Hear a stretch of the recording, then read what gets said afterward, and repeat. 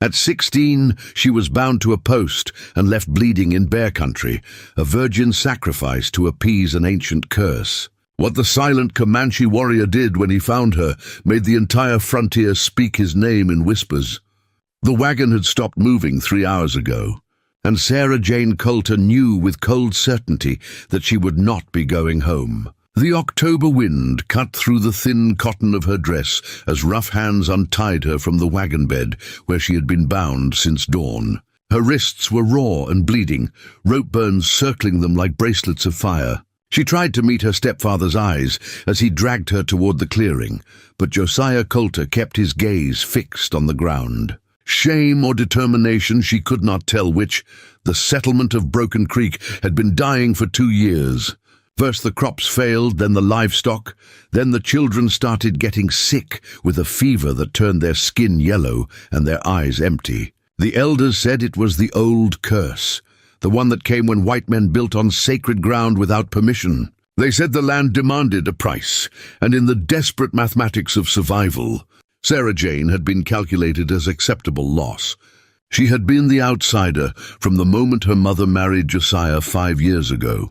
Her real father had died on the trail west, cholera taking him in a single, brutal night. Her mother had been pregnant and alone with a daughter to feed. Josiah Coulter had been a widower with 3 sons and a failing farm. The marriage had been transaction, not romance. And when her mother died, giving birth to a stillborn son 2 winters past, Sarah Jane became the girl who belonged to no one.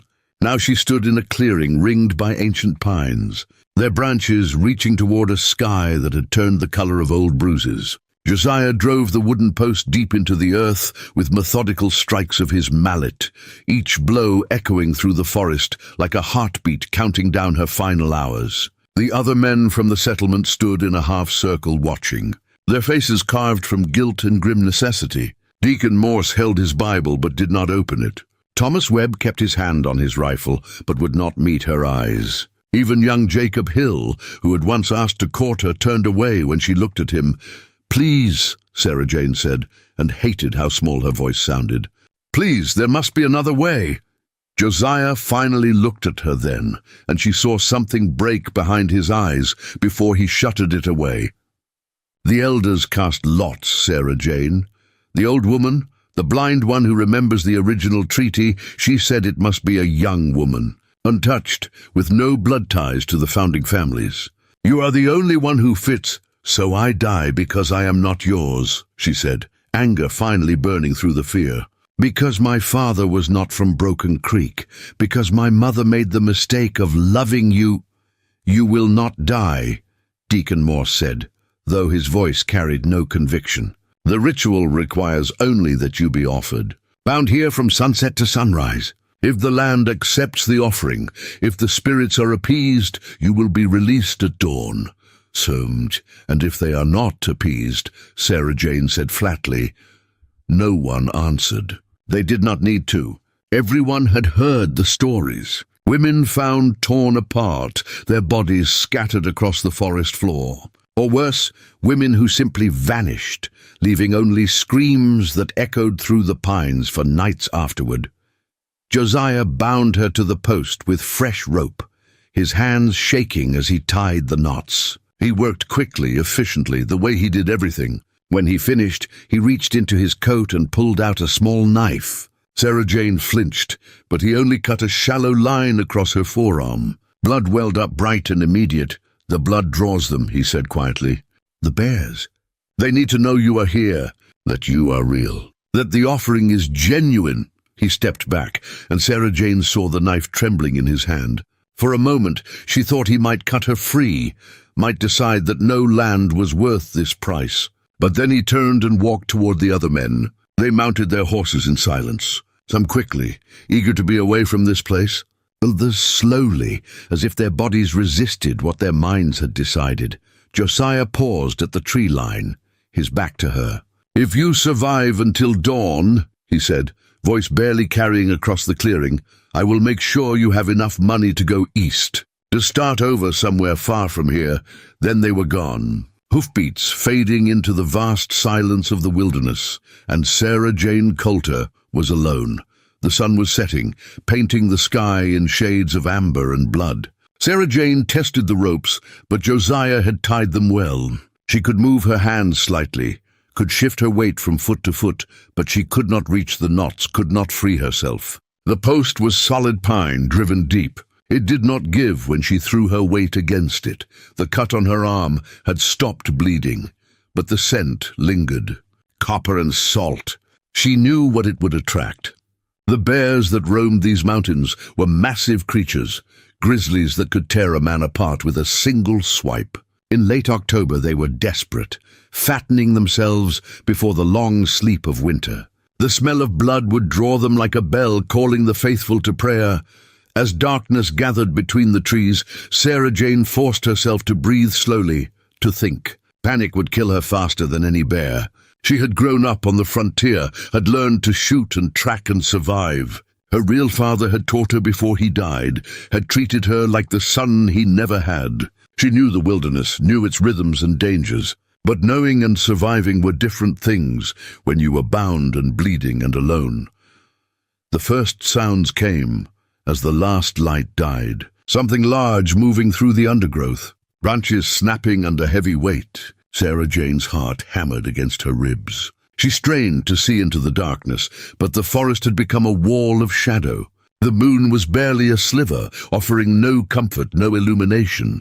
A huffing sound close, too close. Then the scrape of claws on bark. Sarah Jane bit down on her lip to keep from screaming. Screaming would only excite them, would mark her as prey. She made herself small, made herself silent, and prayed to a god she was no longer sure was listening. The bear emerged from the tree line like a piece of the darkness given form. It was massive, its shoulders higher than a man's head, its fur appearing black in the moonlight, though she knew it was likely brown. It swung its great head back and forth, testing the air, and Sarah Jane knew it had caught her scent. It approached slowly, cautiously. Bears were not stupid creatures. They knew traps, knew danger. But hunger was a powerful motivator, and she could see the gauntness beneath its thick coat, the desperation of a creature that needed to eat, needed to survive the coming winter. Sarah Jane closed her eyes. She thought of her mother, wondered if she would see her soon. Thought of her real father and the stories he used to tell of heroes and warriors and people who faced death with courage. She had never felt less courageous in her life, but she would not scream, would not give the men of Broken Creek the satisfaction of hearing her terror echo through the night. The bear was 10 feet away when the arrow struck, and it came from the darkness like a streak of starlight, silent and perfect. It buried itself in the earth directly between Sarah Jane and the bear, missing both by inches. The bear reared up with a roar that shook the forest, towering 9 feet tall, its mouth open to show teeth like knives. A second arrow, this one striking the ground at the bear's feet. And then a sound, a sharp cry that cut through the night. Not quite human, not quite animal. The bear dropped to all fours, huffing and swaying. Confused, angry, but also uncertain, a figure stepped from the trees. He was tall, though not as tall as the bear.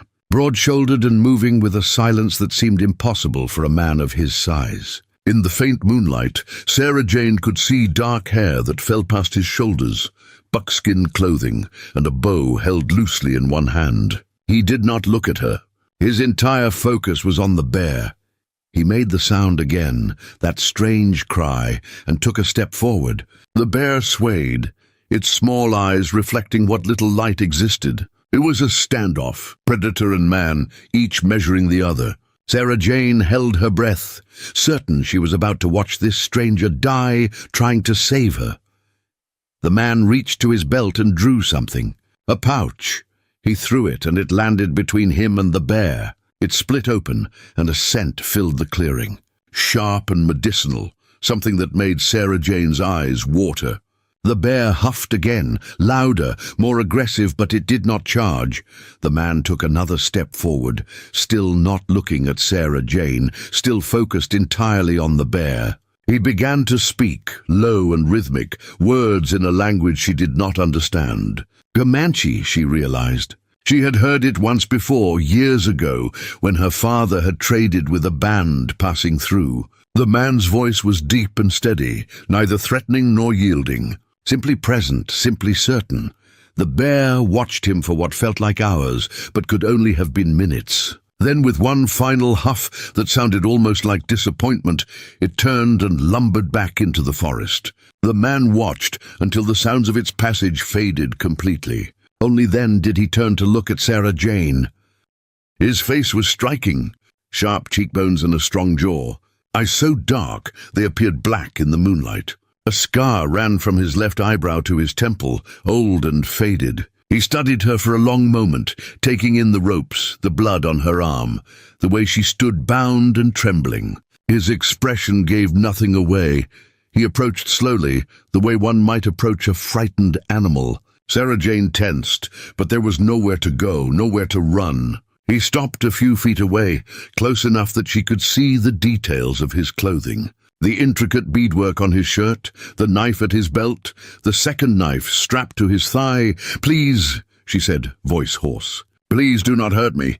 He tilted his head slightly, studying her face. Then he knelt and picked up one of his arrows, wiped the dirt from it, and returned it to the quiver on his back. When he straightened, he met her eyes, and for the first time she saw something in his expression. Not pity, not exactly, but recognition. The look of someone who understood what it meant to be left to die.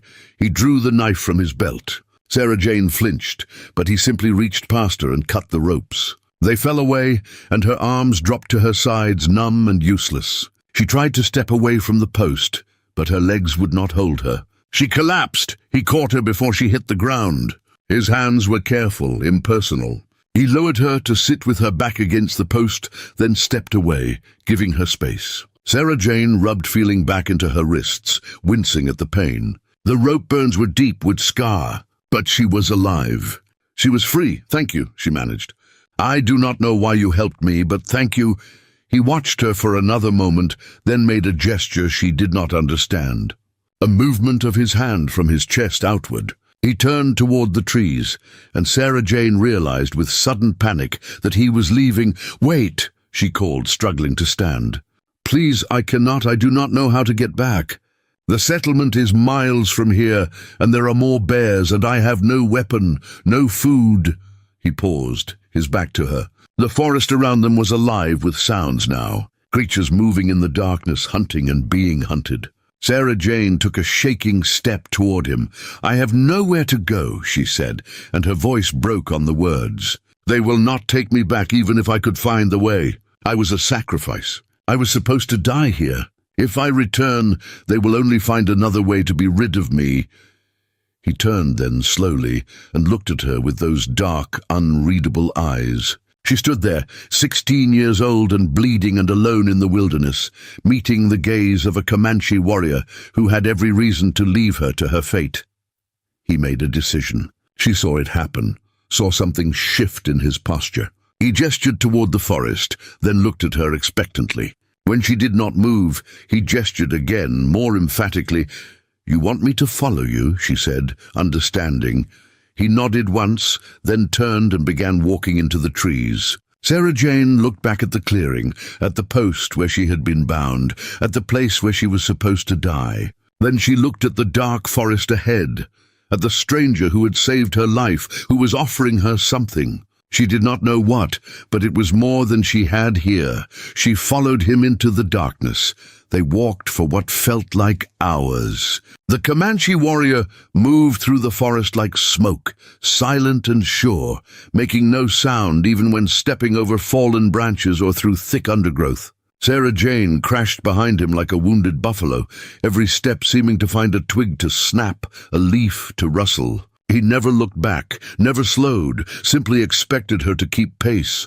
Her feet were bleeding within the first mile. Her thin shoes were meant for town streets, not wilderness trails. Her dress caught on thorns and branches, tearing. Her arms were covered in scratches. But she did not complain, did not ask him to slow. She had asked to come, had chosen to follow. She would not prove herself weak now. The moon climbed higher, providing slightly more light. Enough that she could see they were climbing, moving up into the mountains. The air grew colder. Her breath came in visible puffs. She had no coat, nothing warm, and she began to shiver. The warrior stopped so suddenly that she almost ran into him. He turned and looked at her, really looked, taking in her shaking limbs, her bleeding feet, the way she hugged herself against the cold. He made a sound, not quite disapproval, not quite concern. Then he shrugged out of the heavy fur that had been draped across his shoulders. He held it out to her. Sarah Jane stared at it, then at him. "I cannot take your warmth," she said. He pushed it toward her more insistently, his expression making it clear this was not a request. She took it with numb fingers, wrapped it around her shoulders. It smelled of smoke and pine and something wild, but it was warm, blessedly warm. He nodded, satisfied, then turned and continued walking. They reached his camp as the first hint of dawn touched the eastern sky. It was small, temporary, a place for one night's rest, not a permanent home. A small fire burned low, carefully banked. A bedroll lay spread near it. 2 horses were hobbled nearby. They raised their heads as the warrior approached, nickering softly. He gestured for Sarah Jane to sit by the fire. She sank down gratefully, her legs trembling with exhaustion. He moved around the camp with quiet efficiency, adding wood to the fire, checking on the horses, pulling dried meat and a water skin from a pack. He brought both to her, placed them beside her without a word. "What is your name?" she asked as he turned away. He looked back at her, and for a long moment she thought he would not answer. Then he touched his chest. "Kwahu Hota," he said. His voice was deep and rough, as if unused to speaking. "Grey Eagle," she translated slowly. Her father had taught her some Comanche words. Not many, but some. He nodded, surprised perhaps that she understood. He gestured toward her, a question. "Sarah Jane," she said. "Sarah Jane Coulter," he repeated her name, the syllables strange in his mouth. Then he nodded once more and moved to the far side of the fire. He sat with his back against a large stone, positioned so he could see both her and the approaches to the camp. He did not lie down, did not close his eyes, simply sat watching the forest, watching her. Sarah Jane ate the dried meat slowly, drank the water, felt strength seeping back into her limbs. The fire was warm, the fur around her shoulders was warm, and for the first time since the wagon had stopped moving, she felt something other than terror. She did not know what would happen next, did not know why this Comanche warrior had saved her, what he wanted from her, where he was taking her. But she was alive, she was warm, and she was not alone. As the sun rose fully, painting the mountain peaks in shades of gold, Sarah Jane looked across the fire at Kwahu Hota. He was still watching the forest, still silent and alert. A man who lived in the spaces between civilization and wilderness, who walked alone and seemed to prefer it that way. She wondered what his story was, what had brought him to that clearing at exactly the right moment. Whether it was chance or something else. "Why did you save me?" she asked quietly. He looked at her then, held her gaze for a long moment. Then he looked away toward the rising sun and did not answer. But Sarah Jane thought she understood. She had seen the recognition in his eyes when he first looked at her, bound and bleeding and left to die. He had seen someone who knew what it meant to be cast out, to be deemed expendable, to survive when you were not supposed to. They were not so different, she and this Comanche warrior. Both of them were people who did not fit, who walked between worlds, who had learned that survival meant being stronger than those who wanted you gone. The fire crackled. The horses stamped and blew. Somewhere in the forest a bird began to sing. And Sarah Jane Coulter, who had been sacrificed and saved, who had been left to die and chosen to live, closed her eyes and let herself rest. Sarah Jane woke to the smell of smoke and roasting meat. For a moment confusion clouded her mind. She expected to see the rough wooden beams of the attic room she had shared with Josiah's sons back in Broken Creek, or perhaps nothing at all, the eternal darkness that should have claimed her in that clearing. Instead, she saw blue sky through pine branches and felt the warmth of fur still wrapped around her shoulders. Kwahu Hota crouched by the fire, turning a rabbit on a makeshift spit. He had not looked her way, but she sensed he knew she was awake. The sun was already high, which meant she had slept for hours. The warrior's bedroll remained untouched. He had kept watch through the entire night while she rested. Sarah Jane sat up slowly, every muscle in her body screaming protest. The walk through the mountains had taken its toll. Her feet were worse than she had realized, blistered and cut, the thin fabric of her shoes barely holding together. Her dress was torn in a dozen places, and dried blood from the rope burns on her wrists had stiffened the sleeves. Kwahuhota finally turned his head, assessed her condition with a single glance, then returned his attention to the rabbit. When the meat was cooked, he pulled it from the fire, tore it in half with his bare hands, and brought the larger portion to her. She accepted it wordlessly, too hungry to protest or question. The meat was hot and greasy, and the best thing she had ever tasted. While she ate, he moved to his horses. Both were sturdy animals, a paint mare with intelligent eyes, and a sorrel gelding that seemed calm despite the wild country surrounding them. He checked their hooves, ran his hands along their legs, examined their tack with the same careful attention he had given to everything else. Sarah Jane watched him work, noting the way he moved with economy and purpose, no wasted motion, no hurried gestures.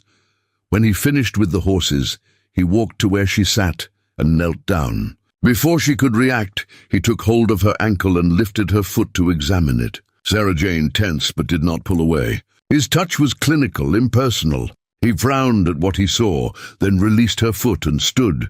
He went to one of the packs and rummaged through it, finally pulling out a small leather pouch. He returned and opened it, revealing a thick, dark paste that smelled of herbs and animal fat. Without asking permission, he began applying it to her feet. The salve stung at first, then went cool and soothing. He worked quickly, covering every cut and blister, then tore strips from what looked like soft deerskin and wrapped her feet carefully. "Thank you," Sarah Jane said quietly. He did not acknowledge the words, simply moved on to examine her wrists. The rope burns were deep, the skin raw and weeping. He applied the same salve, then wrapped them as well. When he finished, he stood and gestured toward the horses. The meaning was clear. They would be moving again. Sarah Jane struggled to stand. Her wrapped feet felt strange, but already better than before. Kwahuhota watched her find her balance, then turned and began breaking camp.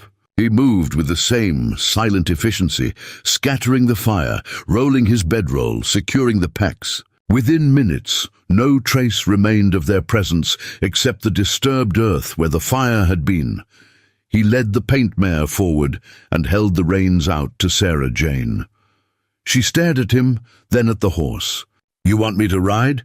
He nodded once, then made a gesture that clearly indicated she should mount. Sarah Jane had ridden before, but never bareback, and never a horse that was not her own. She approached the mare cautiously. The animal turned its head to look at her with one large, calm eye. With considerable effort and no small amount of pain, Sarah Jane managed to pull herself onto the mare's back. The horse shifted beneath her but did not protest. Kwahuhota adjusted the reins in her hands, showing her the proper grip, then moved to the sorrel gelding and swung up in one fluid motion.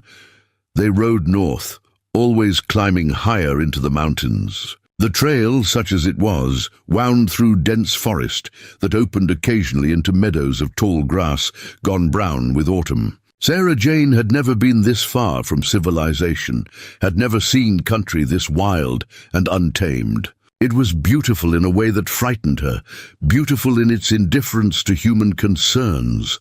Kwahuhota rode ahead, but not so far that she could not follow.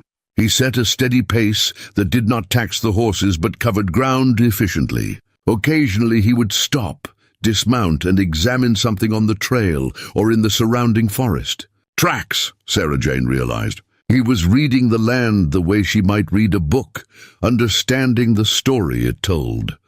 Hours passed in silence. The sun tracked across the sky. Sarah Jane's initial discomfort on horseback gradually eased as her body remembered old rhythms. She found herself studying the man ahead of her, trying to understand who he was and what he intended.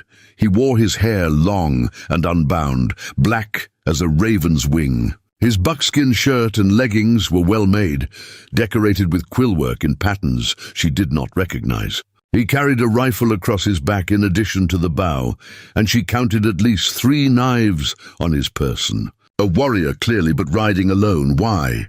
They stopped to water the horses at a stream that cut through a narrow canyon. While the animals drank, Kwahu Hota filled the water skins and gestured for Sarah Jane to drink as well. The water was so cold it made her teeth ache, but it was clean and sweet, tasting of stone and snow. "Where are we going?" she asked, breaking the long silence. He looked at her, considering. Then he pointed north, toward the highest peaks visible through the canyon walls. He made a series of gestures, hands moving in patterns that seemed to have meaning, but Sarah Jane could not decipher them. "I do not understand," she said.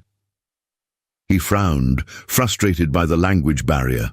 Then he knelt and drew in the sandy soil beside the stream. First, he sketched what looked like mountains. Then he drew a valley between them. In the valley, he placed several small circles. Finally, he pointed to the circles, then to himself. "Your people?" Sarah Jane asked. "Your tribe." He nodded, relief crossing his features at her understanding. Then he pointed to her, then to the circles again. "You are taking me to your people," she said slowly, the implications settling over her like a weight. He stood and brushed the sand from his hands, then looked at her with an expression that might have been a question. Did she trust him? Would she come willingly? Sarah Jane thought of Broken Creek, of the men who had tied her to that post and left her to die. She thought of the years spent as an outsider, tolerated but never truly welcomed. She thought of Josiah's promise to give her money to go east, a promise that would likely never be honored even if she somehow made it back. "I will go," she said. Something in Kwahu Hota's posture relaxed. He nodded once, then moved to help her back onto the paint mare. They continued riding as the sun began its descent toward the western horizon. Late in the afternoon, they emerged from the forest onto a ridge that offered a view Sarah Jane would remember for the rest of her life.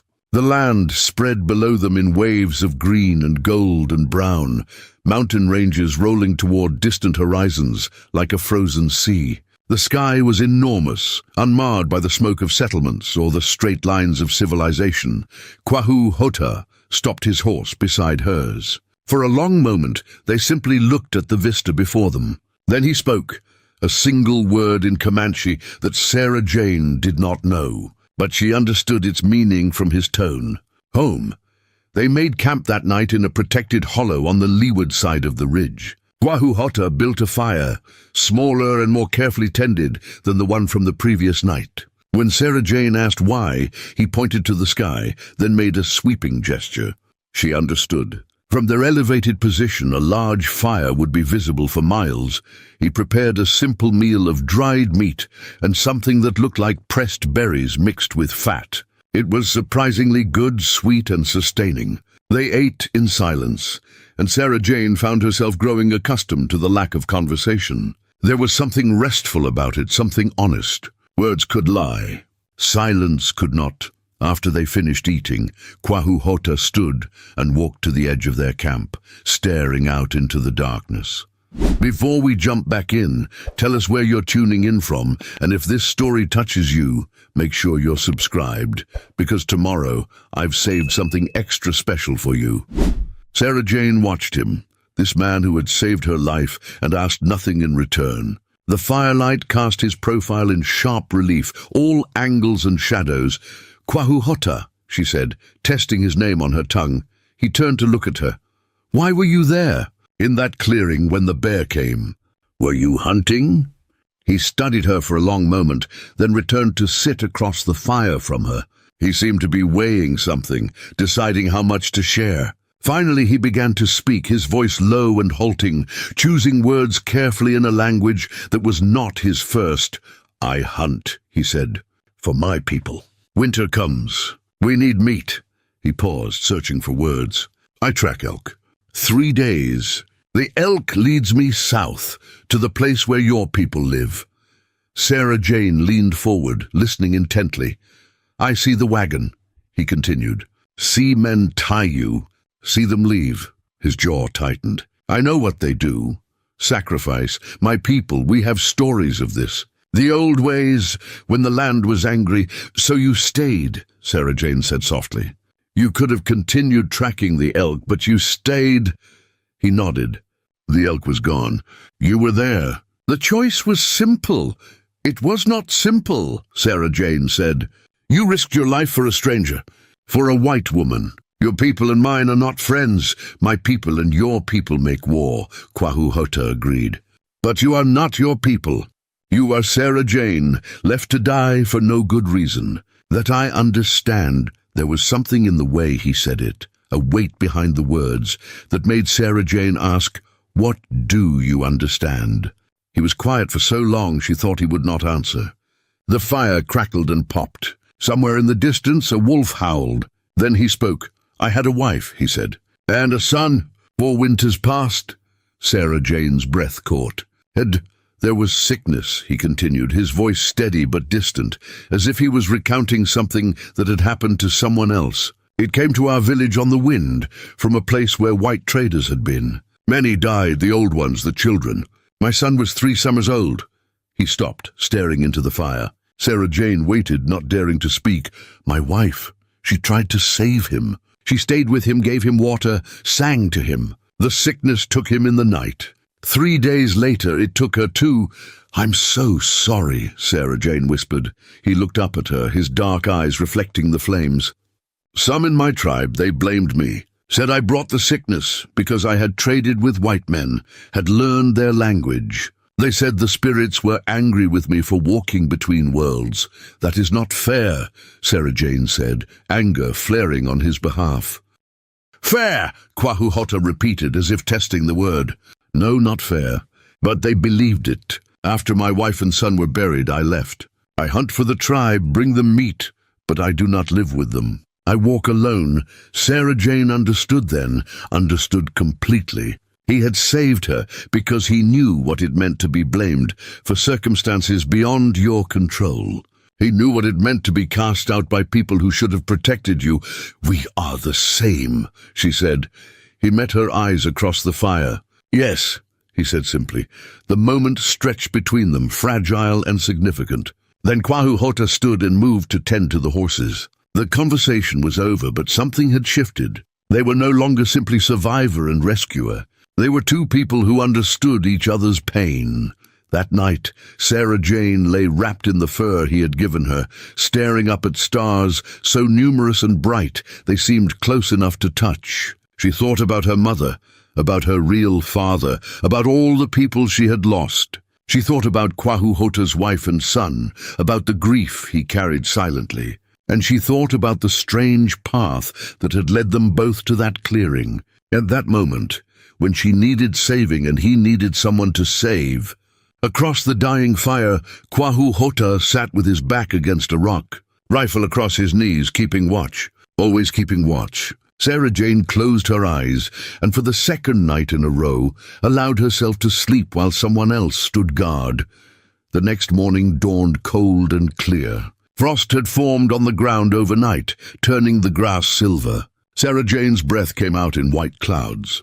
Kwahu Hota already had a small fire going and was preparing something that looked like flat bread cooked on a hot stone. As they ate, he gestured to her feet. She unwrapped the deerskin bindings to find that the salve had worked wonders. The cuts were already beginning to heal, the blisters less angry. He nodded in satisfaction, applied more sulv, and wrapped them again. They rode through the morning into country that grew progressively more rugged. The trees changed, more pine and spruce, less oak and ash. The air thinned, making breathing harder. Sarah Jane's lungs burned with the effort, but she did not complain. Kwahu Hota set a pace she could manage, stopping frequently to let the horses rest. Around midday, he suddenly raised his hand, signaling a halt. Sarah Jane stopped the paint mare and watched as he dismounted and moved to examine something on the trail. When he straightened, his expression was grim. He returned to Sarah Jane and spoke in a low voice. Riders, 3 men, moving fast. Coming from the direction of your settlement. Sarah Jane's blood turned cold. Looking for me? Maybe, he said. or maybe hunters. But we cannot take the chance. He led them off the trail into the dense forest. They moved slowly, carefully, trying not to leave obvious signs of their passage. After nearly an hour, he found what he was looking for, a small cave, barely more than an overhang really, but deep enough to hide them and the horses. They waited in silence. The horses, as if sensing the need for quiet, stood still and calm. Sarah Jane strained her ears, listening for any sound of pursuit. For a long time, there was nothing but the wind in the pines and the occasional call of a bird. Then she heard it. The sound of horses moving through the forest. Men's voices, rough and carrying. Kwahuhota placed a hand on the paint mare's nose, a gentle reminder to stay quiet. Sarah Jane held her breath. The voices grew louder, then passed by their hiding place. Through the screen of branches that partially concealed the cave, Sarah Jane caught a glimpse of 3 men on horseback. She recognized one of them, Thomas Webb, the man who had stood in the clearing while she was being tied to the post. "She can't have gotten far on foot," Webb was saying. "Probably died in the night." "Bears or exposure, Josiah wants to be sure," another voice replied. "Wants the body found and brought back. For proper burial, he says." The third man laughed, a harsh sound. "Proper burial. Man's got a conscience now that it's done. Should have had one before he tied her up." Their voices faded as they continued down the trail. Kwahuhota kept his hand on the mare's nose for several more minutes, waiting to be certain they were truly gone. Finally, he released the horse and turned to Sarah Jane. "They will search for days," he said. "We must move carefully. Stay off the main trails." Sarah Jane nodded, her heart still racing. "Will they follow us all the way to your people?" "Ooh, they will not follow that far," Kwahuhota said with certainty. "White men do not ride deep into Comanche territory, not unless they come with many guns and bad intentions." They left the cave and continued north. But now they traveled through the forest itself, avoiding even the game trails. It made for slower going, but Kwahuhota seemed confident in his ability to navigate. He read the land like a map, using the position of the sun, the lay of the mountains, the flow of water to guide them. As the sun began to set, they climbed a steep slope that tested both Sarah Jane and the horses. When they finally reached the top, they found themselves looking down into a valley, and there in the distance, Sarah Jane could see the faint smoke of many fires. "Your people," she said. Kwahuhota nodded. "We will reach them tomorrow." That night, as they made camp on the ridge above the valley, Sarah Jane felt the full weight of what was about to happen. Tomorrow, she would enter a Comanche village, a world completely foreign to everything she had known. She would be surrounded by people whose language she barely spoke, whose customs she did not understand. She would be utterly dependent on Kwahuhota for survival, and yet, as she looked at the warrior sitting across the fire from her, maintaining his constant vigil, she felt something she had not felt in years. She felt hope. The Comanche village lay in a protected valley where a river bent like a silver ribbon through grassland. From the ridge above, Sarah Jane counted at least 40 lodges, their conical shapes scattered in what appeared to be random clusters, but probably followed some pattern she did not understand. Smoke rose from morning fires, and even from this distance she could hear the sounds of life. Children's laughter, dogs barking, the voices of women calling to one another. Kwahuhota sat motionless on his horse beside her, looking down at the village with an expression she could not read. This was his home, or had been before grief and blame drove him away. Sarah Jane wondered what it cost him to return, to face the people who had turned against him in his darkest hour. "Are you certain about this?" she asked quietly. "Bringing me here, will they accept it?" He turned to look at her, and for the first time since they had met, she saw uncertainty in his eyes. "I do not know," he admitted, "but there is nowhere else. Winter comes soon. You cannot survive alone, and I cannot protect you through the cold months by myself. We need shelter. We need the tribe." He spoke the truth, and Sarah Jane knew it. Already the nights had grown bitter, and they were still weeks away from the true depths of winter. Without proper shelter and stored food, they would both die. But the thought of riding down into that village, of being surrounded by strangers who might see her as an enemy, filled her with a terror different from but no less intense than what she had felt tied to that post. Kwahu Hota seemed to sense her fear. "Stay close to me," he said. "Do not speak unless spoken to. Do not meet the eyes of the warriors. Show respect, but do not show weakness. They will test you, but they will not harm you while you are under my protection." The words were meant to comfort, but they had the opposite effect. "Test you? What kind of test? And what happened if she failed?" They began the descent into the valley. As they drew closer, Sarah Jane could see people stopping their work to stare. A boy of perhaps 10 saw them first and went running through the village, shouting something she could not understand. Within moments, a crowd began to gather at the village's edge. The first thing Sarah Jane noticed was the women. They stood in a loose group, children clinging to their skirts or peering from behind their legs. Their faces ranged from curious to hostile, but all were wary. One woman in particular, older than the others, with grey streaking her black hair, stepped forward as Kwahu Hota brought his horse to a halt. She spoke in rapid Comanche, her tone sharp and questioning. Kwahu Hota responded in the same language, his voice calm but firm. The exchange went on for several minutes, the woman's voice rising at times, Kwahu Hota's remaining steady. Sarah Jane understood nothing of the words, but the tension was unmistakable. Finally, a man pushed through the crowd. He was perhaps 50, with a face weathered by sun and wind, and he carried himself with the authority of leadership. When he spoke, everyone else fell silent. Kwahu Hota dismounted immediately and stood before the man with his head slightly bowed, a gesture of respect. The man, whom Sarah Jane would later learn was called Chief Ironpath, circled Kwahu Hota slowly, studying him. Then he turned his attention to Sarah Jane, still mounted on the paint mare. His gaze was penetrating, measuring. Sarah Jane forced herself to sit straight, to meet his eyes briefly, before looking down, remembering Kwahu Hota's instructions about showing respect without weakness. Chief Ironpath spoke, a question directed at Kwahu Hota. The warrior responded, gesturing towards Sarah Jane, then toward the south, the direction from which they had come. He spoke for a long time, and Sarah Jane caught a few words she recognized: bear, sacrifice, save. When he finished, the chief was silent for a long moment. Then he turned to the gathered crowd and spoke in a voice that carried across the village. Sarah Jane could not understand the words, but she understood the reaction. Some people nodded. Others frowned or shook their heads. The grey-haired woman who had first confronted them made a sharp gesture of dismissal and turned away.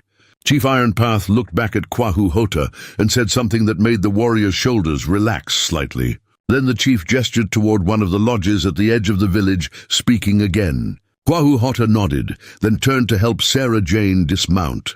As her feet touched the ground, Sarah Jane became acutely aware of every eye upon her. She kept her gaze down, her movements careful and non-threatening. Kwahu Hota took the reins of both horses and began leading them toward the lodge the chief had indicated. Sarah Jane followed, trying to ignore the whispers and stares. The lodge was smaller than some of the others and showed signs of disuse. When Kwahu Hota pushed aside the entrance flap, Sarah Jane saw that the interior was empty, except for a cold fire pit and some stacked furs in the corner. Dust motes danced in the light that filtered through the smoke hole at the top. "This was mine," Kwahu Hota said quietly, his voice carrying a weight of memory.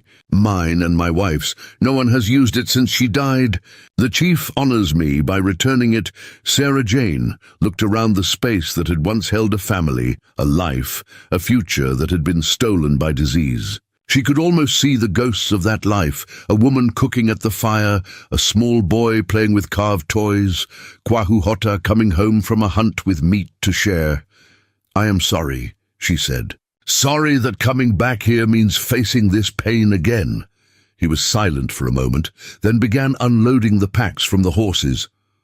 "Pain does not go away because we avoid it," he said. "It waits. Better to face it on my terms than have it chase me forever." Over the next few hours, they worked to make the lodge habitable. Kwahu Hota showed Sarah Jane how to build a proper fire in the pit, how to arrange the furs for sleeping, how to hang their supplies from the lodge poles to keep them away from mice and insects. He worked with quiet efficiency, but she could see the tension in his shoulders, the way his eyes would sometimes drift to a corner of the lodge and linger there, remembering. As evening approached, a young woman appeared at the entrance. She was perhaps 20, pretty with kind eyes. She spoke to Kwahu Hota in Comanche, and he responded with what sounded like gratitude. The woman ducked into the lodge carrying a large clay pot. She set it near the fire and removed the lid, revealing a stew that smelled of meat and herbs and corn. She said something to Sarah Jane, accompanied by a gesture that clearly meant eat. Sarah Jane nodded her thanks. The woman studied her for a moment with open curiosity, then smiled slightly and left. Her name is Gentle Rain, Kwahu Hota explained. She was a friend to my wife. The chief sent her to bring food and to see that we were settled. It is a good sign. They ate in silence, the stew warming Sarah Jane from the inside. It was the best meal she had eaten since leaving Broken Creek, not just because it was hot and nourishing, but because it represented something. Acceptance, perhaps, or at least the possibility of it. After the meal, Kwahu Hota stood and turned to Sarah Jane. "I must go," he said. "The chief will want to speak with me privately. You should stay here. Do not leave the lodge unless necessary. If someone comes, be respectful but cautious." Fear flickered through Sarah Jane. "How long will you be gone?" "I do not know. An hour, perhaps longer. The chief will have many questions." He paused. "You are safe here. No one will harm you in my lodge. That would be a grave insult." Then he was gone, leaving Sarah Jane alone in a Comanche lodge in the heart of a village where she understood neither the language nor the customs. She sat by the fire, listening to the sounds of the village beyond the hide walls. Voices in conversation, dogs growling over scraps, children playing some game that involved much shouting and laughter. The ordinary sounds of life continuing. Time passed slowly. Sarah Jane found herself studying every detail of the lodge, trying to imagine the people who had lived here. There were marks on one of the support poles, carved notches at different heights. A father measuring his son's growth, she realized. Her throat tightened. A sound at the entrance made her jump. The flap was pushed aside, and the gray-haired woman who had confronted Kwahu Hota stepped inside. She moved with the confidence of someone who had every right to be there. Her eyes swept the lodge, taking in Sarah Jane's presence with obvious disapproval. She began to speak in Comanche, her tone sharp. When Sarah Jane did not respond, the woman switched to heavily accented but understandable English. "You do not belong here, white girl. This lodge holds the memory of better people. You dishonor it." Sarah Jane stood slowly, keeping her movements calm despite her racing heart. "I mean no disrespect," she said carefully. "Kwahu Hota saved my life. He brought me here because I had nowhere else to go." "Kwahu Hota," the woman spat the name. "He brings death with him. First his wife and son, now you. The spirits are angry with him, and now he brings that anger back to us." "That is not fair," Sarah Jane said, anger overriding caution. "He lost everything. He did nothing wrong except try to save his family." The woman stepped closer, her eyes hard. "You know nothing of what is fair, child. You know nothing of our ways, our beliefs. You are a white woman, and your people kill ours. They take our land, spread their sickness, break their promises. Why should we shelter you?" "Because I am not my people," Sarah Jane said, echoing words Kwahu Hota had spoken to her.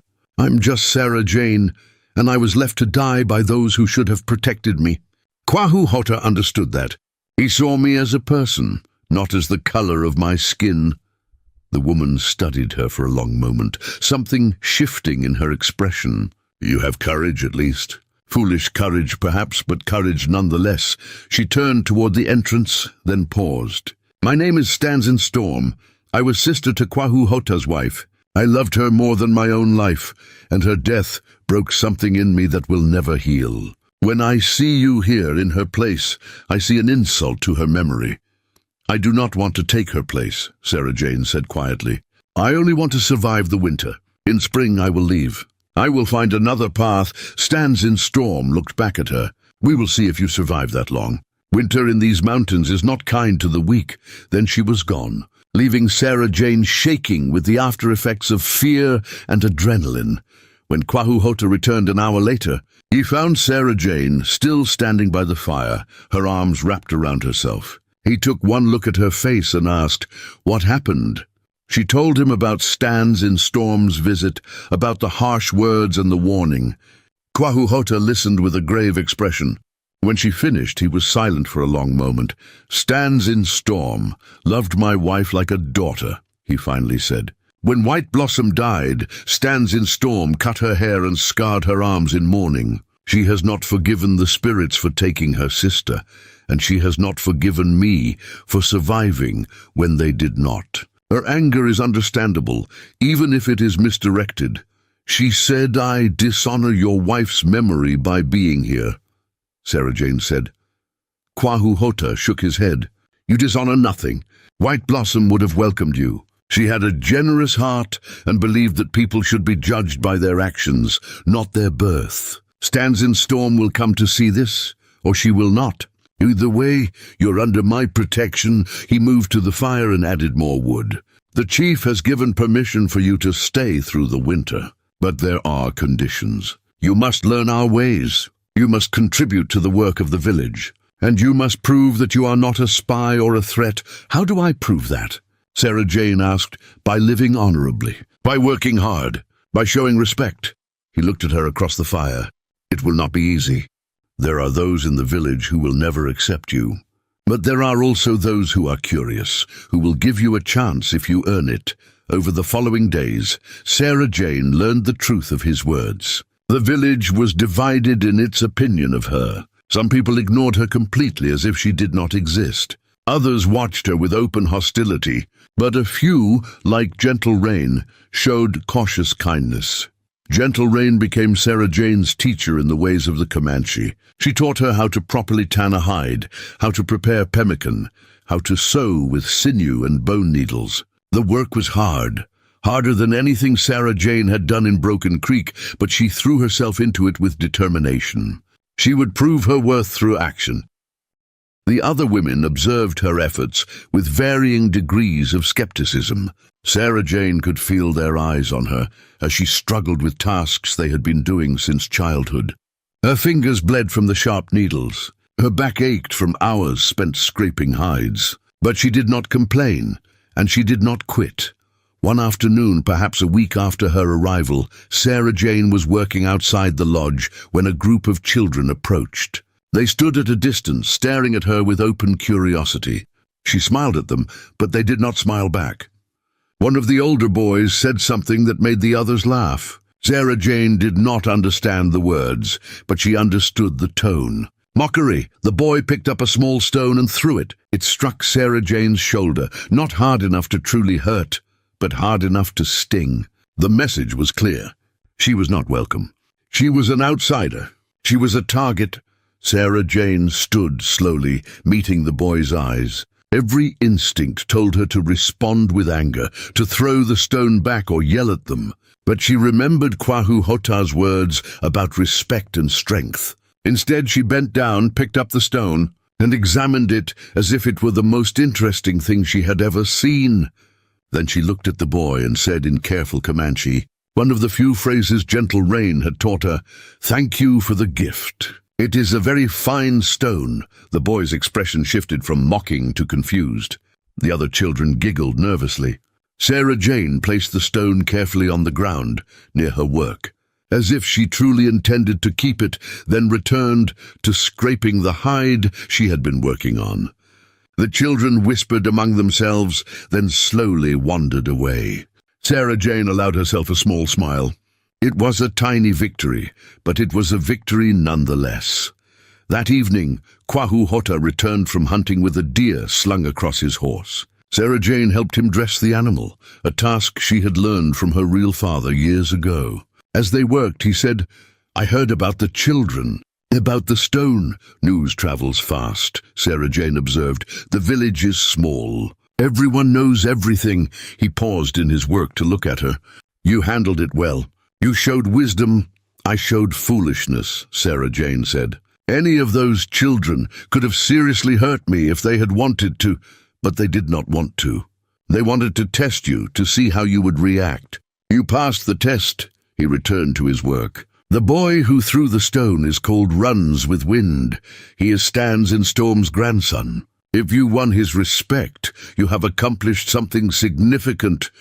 Sarah Jane thought about the confused expression on the boy's face and smiled despite herself. I am not sure I won his respect. I think I just confused him. Sometimes that is the same thing, Kwahuhota said, and there might have been amusement in his voice. As the days passed and autumn deepened into early winter, Sarah Jane began to find her place in the village. She learned more Comanche words and phrases, enough to engage in simple conversations. She worked alongside the women, and while most remained distant, they stopped actively ignoring her. Gentle Rain became a true friend, teaching her not just skills, but also stories and songs. But the greatest challenge remained: Stands in Storm. The older woman seemed to be everywhere Sarah Jane went, watching with those hard, judging eyes. One day Sarah Jane was struggling to carry water from the river, the heavy skin bags proving almost too much for her still healing arms. She stumbled and nearly dropped one of the bags. Stands in Storm appeared beside her, took one of the bags without a word, and began walking back toward the village. Sarah Jane followed, surprised and uncertain. When they reached Kwahuhota's lodge, Stands in Storm set down the water bag and turned to face her. You work hard, the older woman said grudgingly. I have watched you. You do not complain, even when the work is beyond your strength. This is good, she paused. But hard work is not enough. To truly belong here, you must understand our ways. You must learn not just our language and our skills, but our hearts. I want to learn, Sarah Jane said sincerely. I want to understand. Stands in Storm studied her for a long moment. We will see, she said finally. Then unexpectedly she added, White Blossom would have liked you. She always said that courage comes in many forms. Perhaps she was right. It was the closest thing to approval Sarah Jane had received from the woman, and it filled her with an unexpected warmth. As Stands in Storm walked away, Sarah Jane realized that she was no longer just surviving in this village. She was beginning slowly and painfully to build a life. That night, as she and Kwahuhota sat by the fire in their lodge, Sarah Jane found herself thinking about the future. Not just surviving the winter, but what might come after. The thought surprised her. When had this temporary shelter started to feel like something more? When had these people stopped being strangers and started becoming familiar faces? She looked across the fire at Kwahuhota, who was repairing one of his arrows with careful attention. He sensed her gaze and looked up. For a moment, their eyes met, and something passed between them. Understanding, perhaps, or recognition that they had both changed since that night in the clearing. Thank you, Sarah Jane said quietly, for everything. For saving me, for bringing me here, for protecting me. Kwahuhota set down the arrow he was working on. You do not need to thank me, he said. You have proven yourself worthy of the help I gave. Many would have broken under the weight of what you have endured. You have not broken. You have adapted, learned, grown stronger. I had a good teacher, Sarah Jane said. He smiled then, a rare expression that transformed his usually stern face. And I have found, he said slowly, that teaching someone gives purpose to a life that had lost its meaning. So perhaps we have helped each other. Outside, the wind picked up, bringing with it the first hints of snow. Winter was coming, and with it would come new challenges, new tests of Sarah Jane's resolve and her place in this Comanche village. But as she looked around the lodge that had become her home, at the man who had become her protector and friend, Sarah Jane felt something she had not felt in years. She felt like she belonged. Winter arrived with a fury that Sarah Jane had not anticipated. The first true storm swept down from the mountains on a night when the moon was dark, bringing winds that howled like wounded animals, and snow that fell so thick it became impossible to see more than a few feet ahead. Sarah Jane huddled close to the fire in the lodge. listening to the leather walls strain against the gale, wondering if the whole structure might simply blow away. Kwahu sat calmly on the other side of the fire, working on a new bow. He seemed utterly unbothered by the storm raging outside. When Sarah Jane's fear must have shown on her face, he looked up and said, "The lodge has stood through worse. My father built it to withstand the mountain winds. We are safe here. The storm lasted 3 days. During that time, the village became a collection of isolated islands, each lodge cut off from the others by walls of white. Sarah Jane and Kwahu lived in close quarters, closer than they had since the journey north. They took turns maintaining the fire, rationing their food, and trying to keep warm. It was during this storm that Sarah Jane began to truly know the man who had saved her. In the enforced intimacy of the lodge, conversation became inevitable. Kwahu spoke of his childhood, of learning to hunt with his father, of the pride he had felt the first time he brought down an elk by himself. He spoke of his wife White Blossom, and for the first time since mentioning her death, he smiled at the memories. Preparing and narrating this story took us a lot of time, so if you are enjoying it, subscribe to our channel. It means a lot to us now. Back to the story. She laughed at everything, he said, staring into the fire. Even things that were not funny, especially things that were not funny. When I was too serious, too focused on being a warrior, she would make faces at me until I could not help but smile. Our son had her laugh. It was the most beautiful sound I have ever heard. Sarah Jane listened, honored that he would share these precious memories with her.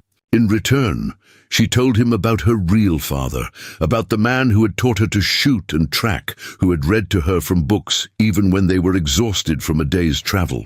She told him about her mother's gentleness, her quiet strength, and how much it had hurt to watch her slowly disappear into Josiah's household, becoming a shadow of the woman she had been. "Your mother loved you," Kwahu said. "That is clear in how you speak of her. Love does not die just because a person does. It lives on in those who remember."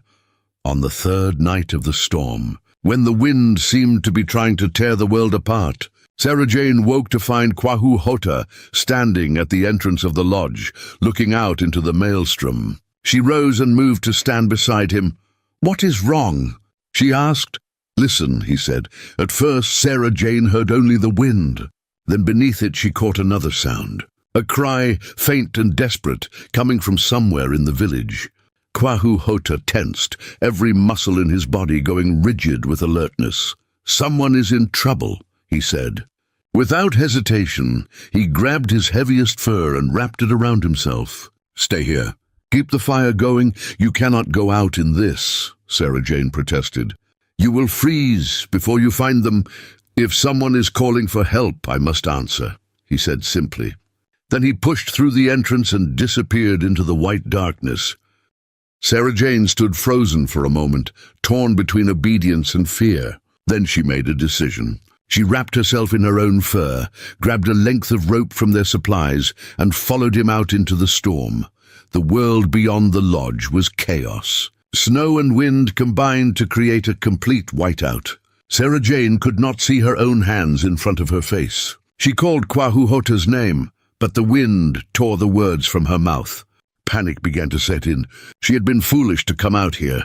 Now they would both die. Then a hand grasped her arm. Kwahu face appeared out of the white, his expression furious. He shouted something she could not hear over the wind, then began dragging her back toward the lodge. But Sarah Jane resisted, pulling the rope from her coat and holding it up.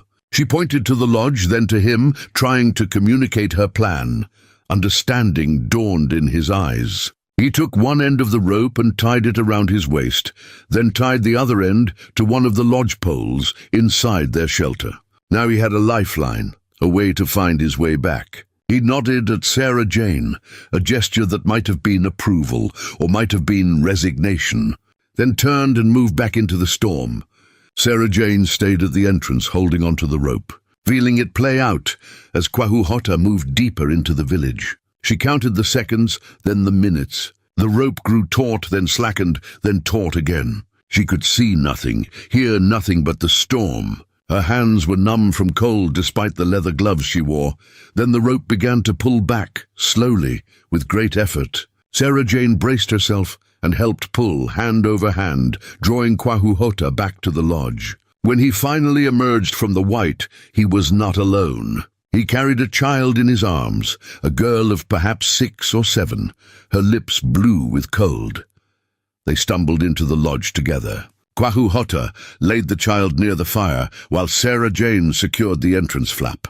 The girl was barely conscious, her small body shaking with violent tremors. Kwahu stripped off her wet clothing and wrapped her in dry furs, then held her close to his body, sharing his warmth. "Who is she?" Sarah Jane asked, moving to add more wood to the fire. "Stands in Storm's great-granddaughter," Kwahu said. "Little bird. She must have wandered from her family's lodge and become disoriented in the storm. They worked through the night to save the child's life." Sarah Jane heated stones in the fire and wrapped them in leather, placing them around Little Bird's body to warm her. Kwahu forced warm broth between her lips, patient and gentle. Slowly, painfully slowly, color returned to the girl's face. Her shaking began to ease. Near dawn, she opened her eyes. She looked up at Kwahu with confusion, then at Sarah Jane. Fear flickered across her face. She tried to speak, but her voice was barely a whisper. Kwahu spoke to her in soothing Comanche, stroking her hair. Whatever he said seemed to calm her. She closed her eyes again and slipped into a natural sleep. When the storm finally broke the next morning, Stands in Storm herself appeared at their lodge. Her face was haggard with fear and sleeplessness. When she saw Little Bird sleeping peacefully by the fire, something in her expression crumbled. She sank to her knees beside the child, touching her face with trembling hands. Kwahu spoke quietly, explaining what had happened. Stands in Storm listened, tears streaming down her weathered cheeks. When he finished, she looked up at him, then at Sarah Jane. For a long moment she said nothing. Then she reached out and took Sarah Jane's hand. "You went into the storm," she said in English. "You could have died, but you helped him save my great-granddaughter. You did this for a people who have not been kind to you." "I did it because it was right," Sarah Jane said simply. Stands in Storm held her gaze, then nodded slowly. "White Blossom was right about courage. It comes in many forms, and it lives in unexpected places."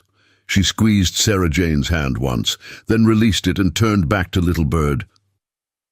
The rescue of Little Bird changed everything. Word spread through the village of how the white girl had risked her life to help save a Comanche child. The hostility that had greeted Sarah Jane's arrival began to thaw. People who had ignored her now nodded in greeting. Mothers who had pulled their children away now allowed them to approach her. Chief Ironpath summoned both Kwahu and Sarah Jane to his lodge. He sat before his fire, surrounded by the village elders, and spoke at length in Comanche. When he finished, he switched to English for Sarah Jane's benefit. "You have proven your worth," he said. "You have shown that your heart is good, that you value life above your own safety. This is the mark of a true member of our people. From this day forward, you are under the protection not just of Kwahu but of the entire tribe. No one will question your place here again." Sarah Jane felt tears prick her eyes. She bowed her head in respect. "Thank you, Chief Ironpath. I am honored." The chief raised his hand. "There is more. The winter will be long and hard. You have proven you can work, but you have also proven you can think and act with courage. I would have you teach the children of the village the white man's language. They must learn to speak English if they are to survive in the world that is coming. You will do this?" Sarah Jane looked at Kwahu who gave her a small nod of encouragement. "I will do this," she said. So Sarah Jane became a teacher. Every morning, a group of children would gather in the lodge she shared with Kwahu and she would teach them English words and phrases. They were quick learners, absorbing the new language with the flexibility of youth. Runs with Wind, the boy who had thrown the stone at her, became one of her best students. But teaching the children was only part of her new life. As the winter deepened, Sarah Jane found herself drawn more fully into the rhythms of village life. She helped the women prepare food stores, learn the intricate art of beadwork, and even began to understand the complex web of relationships and obligations that held the community together. She also found herself spending more time with Kwahu. He had begun to rejoin the life of the village in small ways, hunting with the other men, sitting in council with the warriors, participating in ceremonies he had avoided since his wife's death. Sarah Jane sensed that something was healing in him. Some wound that had been held open by grief and isolation was finally beginning to close. One evening, as they prepared the evening meal together, Kwahu said, "You have brought something back to this lodge. Something I thought was gone forever. What is that?" Sarah Jane asked. "Life," he said simply. "Purpose. A reason to look toward tomorrow instead of backward at yesterday."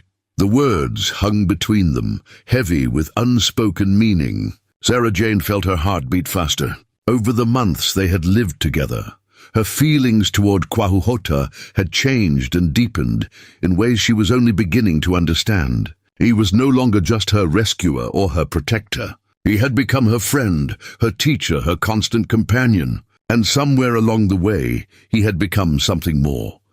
But before she could find words to respond, a commotion erupted outside. Shouts in Comanche, urgent and alarmed. Kwahu was on his feet instantly, grabbing his rifle. Sarah Jane followed him out of the lodge. A rider had come into the village, his horse lathered with sweat despite the cold. He was speaking rapidly to Chief Ironpath, gesturing toward the south. Other warriors gathered around, their expressions growing grim. Kwahu joined them, and Sarah Jane watched as he listened to whatever news the rider had brought. When the crowd dispersed, Kwahu returned to Sarah Jane with a troubled expression. "There is a problem," he said. "A group of white men, perhaps 20 of them, have been seen 2 days' ride from here. They are heavily armed and moving into Comanche territory." Sarah Jane's blood went cold. "Are they soldiers?" "No. The rider says they look like settlers, but they carry too many weapons to be farmers or traders. The chief believes they may be a raiding party, looking for Comanche camps to attack, or they are looking for me," Sarah Jane said quietly. Kwahu met her eyes. "That is also possible. If the men of Broken Creek told others about the sacrifice, about a girl who disappeared, there may be those who would use it as an excuse to hunt in Comanche lands." That night, the village prepared for the possibility of conflict. Scouts were sent out to track the white men's movements. Warriors checked their weapons and made ready for battle if it came. Women and children were told to be prepared to flee deeper into the mountains if necessary. Sarah Jane felt the weight of guilt settling on her shoulders. If these men were indeed coming because of her, then she had brought danger to the people who had sheltered her. She sought out Chief Ironpath and asked to speak with him privately. "If they are looking for me," she said, "I will go to them. I will not let harm come to your people because of me." The chief studied her for a long moment. "You would sacrifice yourself again," he said, "just as you were sacrificed before. Why do you believe you are worth so little?" The question struck Sarah Jane like a physical blow. "I do not want anyone to die because of me, and if you go to them, you will die," Chief Ironpath said bluntly. "Men who come armed into another people's land do not come with mercy in their hearts. They will kill you, or worse, and then they will attack us anyway, claiming we stole you or harmed you. Your sacrifice would mean nothing. Then what do I do?" Sarah Jane asked, her voice breaking. "You stay," the chief said firmly. "You stay and you trust that we will protect our own. You are one of us now, Sarah Jane. That means you do not face danger alone." The words brought tears to her eyes. She had spent so much of her life being alone, being the one who did not belong. To hear this Comanche chief declare her one of his people felt like a gift beyond measure. 3 days later, the scouts returned with news. The white men had made camp at the edge of Comanche territory. They showed no signs of leaving, but neither had they advanced further. It was a standoff, a challenge. Chief Ironpath called a council of warriors to decide how to respond. Kwahu attended the council, and when he returned to the lodge, his face was set in grim lines. "We will send a delegation," he said. "A small group to meet with the white men and determine their intentions. If they are hunting parties, we will allow them to take game and leave in peace. If they seek trouble, we will be ready to defend ourselves. Who will go?" Sarah Jane asked, though she already knew the answer. "I will lead the delegation," Kwahu said. "I speak English. I know the ways of white men. It must be me." Fear clenched Sarah Jane's heart. "It is too dangerous. They will see you as a savage, as an enemy. They will not listen. They will listen, or they will face the consequences," Kwahu said. "But I do not think they will attack a delegation under a peace banner. Even white men have some honor." Sarah Jane wanted to argue, to beg him not to go, but she saw the determination in his eyes and knew it would be useless. Instead, she said, "Then I am coming with you?" "No," he said immediately. "Absolutely not. If they are from Broken Creek, if they are looking for me, then seeing me alive and well may be the only thing that prevents bloodshed," Sarah Jane argued. "They need to know I was not taken against my will, that I chose to stay here." Kwahu shook his head. "It is too dangerous. Everything we have done has been dangerous," Sarah Jane countered. "You risked your life to save me from a bear. I risked mine to help you save Little Bird. We face danger together, or we do not face it at all." They stared at each other across the fire, neither willing to yield. Finally, Kwahu said, "I will speak to the chief, but I promise nothing." To Sarah Jane's surprise, Chief Ironpath agreed with her reasoning. "If the white men see the girl alive and choosing to be with us, it may prevent war," he said. "But she does not go unprotected. Kwahu, you will guard her with your life." "I will," Kwahu said, and the weight of promise in those two words made Sarah Jane's breath catch. The delegation set out the next morning. 6 warriors, including Kwahu, all armed but carrying a white banner of peace. And Sarah Jane, dressed in a mixture of her tattered settler clothing and Comanche-made garments, a visible symbol of the two worlds she now straddled. They rode for 2 days, following the scouts' directions. On the afternoon of the second day, they spotted smoke from the white men's camp. Kwahu called a halt and turned to Sarah Jane. "When we approach, you stay behind me," he said. "You do not speak unless I tell you to. If there is trouble, you run. Do you understand?" "I understand," Sarah Jane said, though she had no intention of running if trouble came. They approached the camp slowly, the white banner held high. The white men saw them coming and scrambled for their weapons. Sarah Jane's heart pounded as she recognized faces from Broken Creek. Josiah Coulter stood at the center of the group, his expression shocked. Thomas Webb was there, as was Deacon Morse, but there were others too, men she did not know, hard-faced and dangerous-looking. Kwahu raised his hand in a gesture of peace and called out in English, "We come to talk. We mean no harm." One of the strangers, a man with a scar across his cheek and dead eyes, laughed harshly. "Savages want to talk. That's rich. Where's the girl? Where's Sarah Jane Coulter?" Kwahu gestured, and Sarah Jane urged her horse forward until she was visible to the white men. Josiah's face went white. "Sarah Jane," he breathed. "You are alive." "I am alive," she called back, her voice steady. "And I am here of my own free will. These people saved me. They have sheltered me through the winter. They have treated me with more kindness than I ever received in Broken Creek." The scarred man spat on the ground. "Lies. The savage took you. Probably did God knows what to you. We are here to rescue you and punish these heathens for their crimes." "No one took me," Sarah Jane said firmly. "I chose to come here. I chose to stay. There will be no rescue and no punishment, because there was no crime." Josiah stepped forward, his hands raised in a placating gesture. "Sarah Jane, please. Come back with us. Come home. I was wrong to do what I did. I have regretted it every day since. Please give me a chance to make amends." For a moment, Sarah Jane wavered. She looked at her stepfather, saw genuine remorse in his eyes, and part of her wanted to believe he had changed. But then she looked at Kwahu, at the man who had saved her life and asked nothing in return, at the warriors who had ridden with them to prevent violence and she knew where she truly belonged. "Broken Creek was never my home, Josiah," she said gently. "My home is with the people who chose me when I had nothing." "My home is here?" The scarred man raised his rifle. "Then you are a traitor to your race, and you will die with your savage friends."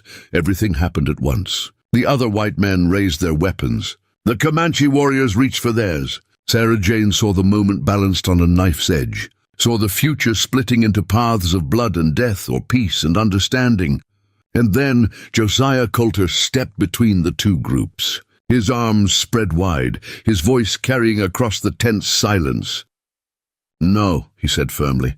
"There will be no killing today. Not while I draw breath." The scarred man's finger tightened on the trigger, but Josiah Coulter did not move from where he stood between the two armed groups. "I said no, Fletcher," he repeated, his voice carrying an authority Sarah Jane had never heard from him before. "Lower your weapon." Fletcher's lips curled into a sneer. "You do not give me orders, Coulter. We came here to retrieve your stepdaughter, and that is what we will do. If she has been corrupted by these savages, then we will cleanse her of their influence." "She is not corrupted," Josiah said firmly. "Look at her. She is healthy, unharmed, and speaking of her own free will. We have no cause for violence here." Thomas Webb stepped forward to stand beside Josiah. "He is right. We came looking for a girl who was left to die, and we found her alive. That should be enough." Fletcher looked around at the other men, gauging their support. Some looked uncertain, shifting their weight from foot to foot. Others kept their weapons trained on the Comanche warriors. The moment stretched taut as a bowstring. Kwahuhota spoke then, his English clear and measured. "We do not want war. We have cared for this woman through the winter. She has learned our ways, and we have welcomed her as one of us. If she wishes to return to your people, she may go freely. But the choice is hers alone." Fletcher laughed harshly. "A savage giving a white woman a choice. What kind of fool do you take me for?" "The kind who came into our territory looking for a fight," Kwahuhota replied, his voice hard as stone. "The kind who wants blood and does not care whose. But know this, if you fire that weapon, you will not live to see another sunrise." It was not a threat. It was a simple statement of fact, delivered with absolute certainty. Fletcher must have seen something in Kwahuhota's eyes that convinced him of the truth, because his finger eased slightly on the trigger. Sarah Jane dismounted from her horse slowly, keeping her movements visible and non-threatening. She walked forward until she stood beside Josiah, looking up at the man who had tried to be a father to her and failed, who had ultimately decided her life was worth less than crops and cattle. "Thank you," she said quietly, "for trying to make this right, for standing between violence and peace. It means more than you know." Josiah's eyes were wet. "I'm so sorry, Sarah Jane. I should have fought for you. I should have refused the elders, taken you away from Broken Creek, done anything except what I did. I have lived with that shame every day." "I know," Sarah Jane said, and found that she meant it. "And I forgive you. But forgiveness does not mean I will return. My life is here now with people who chose me, who see me as more than a burden or a convenience." She turned to face the assembled white men, raising her voice so all could hear. "I am Sarah Jane Coulter, and I stand before you by my own choice. I was left to die as a sacrifice, and this man saved me." She gestured to Kwahuhota. "He asked nothing of me. He protected me, brought me to his people, and they welcomed me when I had nowhere else to go. I found a home here, a purpose, and people who value me. I will not leave." "You are bewitched," Fletcher spat. "Living among savages has poisoned your mind." "My mind is clearer than it has ever been," Sarah Jane shot back. "I see now what I could not see before. That home is not a place, it is people. That family is not blood, it is choice. That courage is not the absence of fear, but the decision to act despite it. The Comanche taught me these things. They gave me a life worth living." Deacon Morse stepped forward, his Bible clutched to his chest. "Child, please, think of your soul. Think of your eternal salvation. You cannot remain with heathens and expect the grace of God. If God would condemn me for choosing life over death, for choosing people who showed me kindness over those who showed me cruelty, then perhaps God and I have different ideas about grace," Sarah Jane said. She saw several of the white men flinch at her words, but she did not regret them. Josiah turned to face his companions. "We have our answer.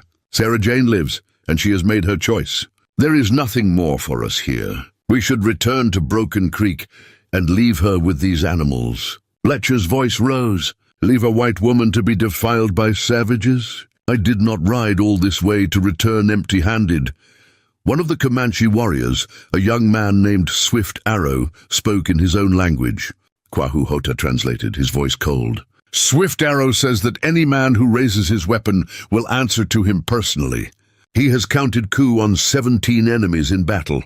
He does not fear white men with guns." The tension ratcheted higher. Sarah Jane could feel violence hanging in the air like an approaching storm. She looked at Kwahu Hota, saw the readiness in his posture, the way his hand rested near his knife. If fighting started, people would die. Maybe Kwahu Hota, maybe her. Certainly many of these men who had ridden from Broken Creek. She made a decision. Sarah Jane walked forward until she stood directly in front of Fletcher, close enough that his rifle was pointed at her chest. She met his eyes without flinching. "You want to shoot someone?" she said quietly. "Then shoot me. I am the reason you came here. I am the excuse you are using to start a war. So if blood must be spilled today, let it be mine. But know that if you kill me, you will have murdered an innocent woman in cold blood, and you will have to live with that for the rest of your life." Fletcher stared at her, his finger still on the trigger. For a long moment no one moved, no one breathed. Then slowly Fletcher lowered his rifle. "You are already dead," he said. "Dead to your people, dead to civilization, dead to everything that matters. Staying here is the same as dying. But if that is what you want, then so be it. Your damnation is your own choice."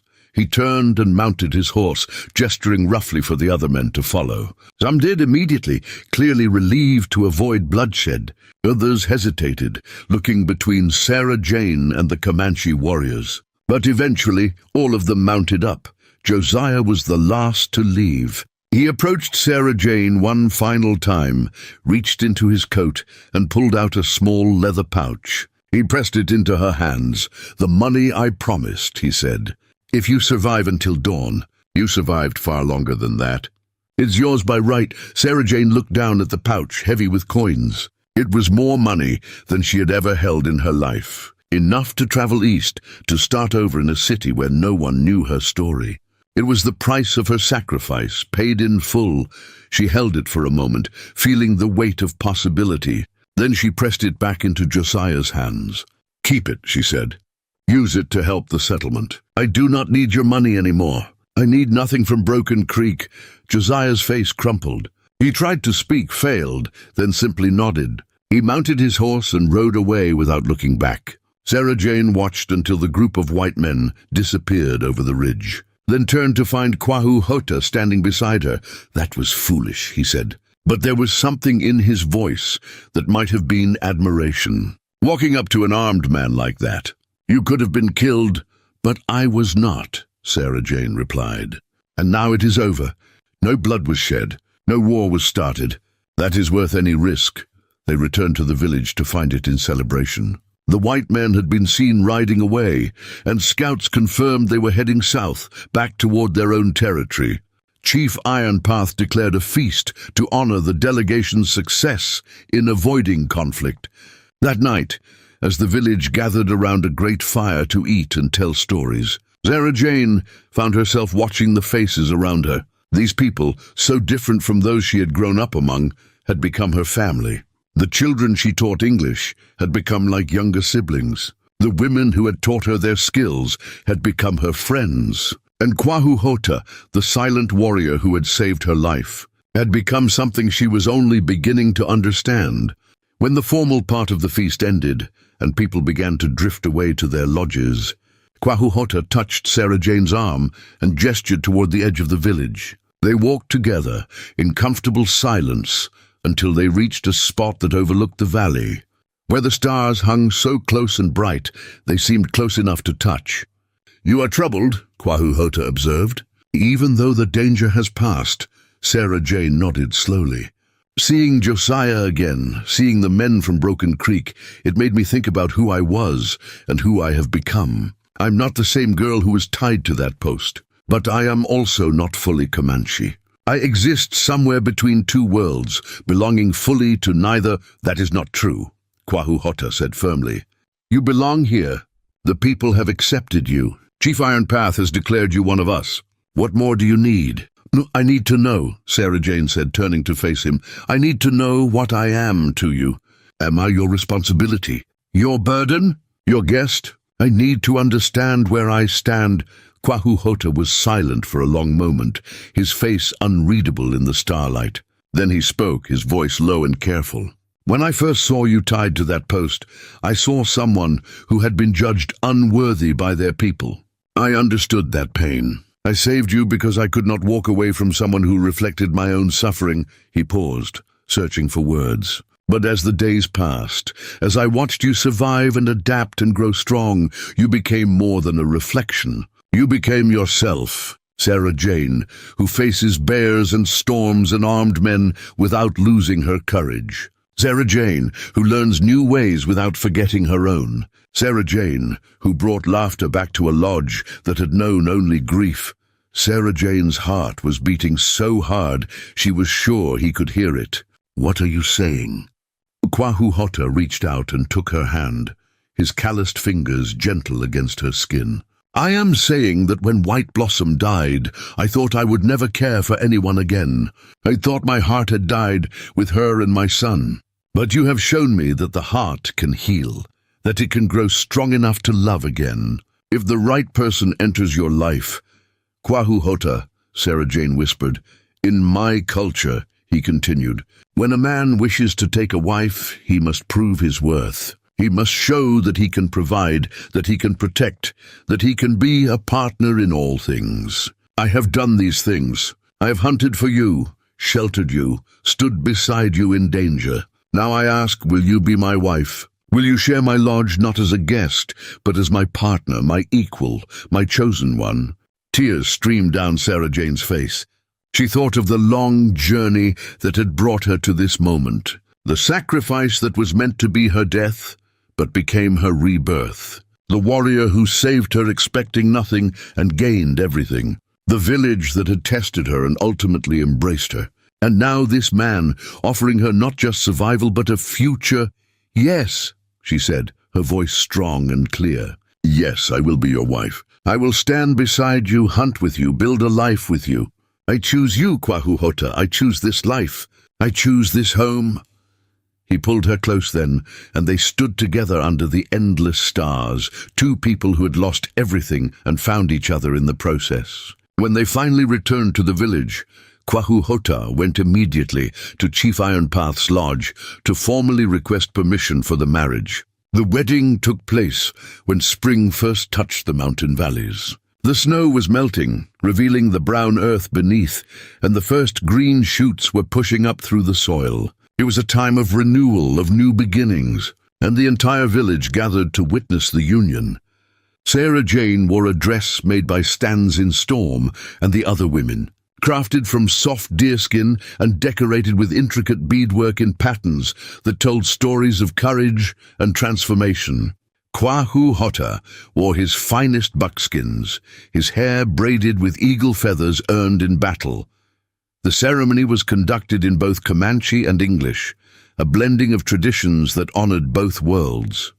Chief Ironpath spoke of the sacred bond between husband and wife, of the responsibilities they held to each other and to the tribe.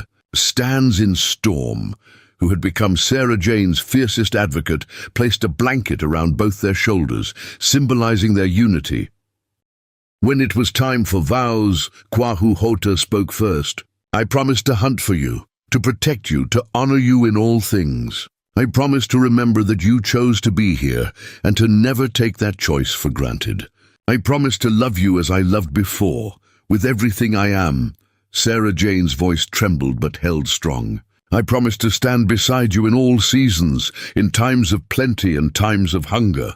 I promise to honor your people as my people, your ways as my ways. I promised to build a life with you that honors both where we came from and where we are going. I promised to love you, Kwahu for all my days.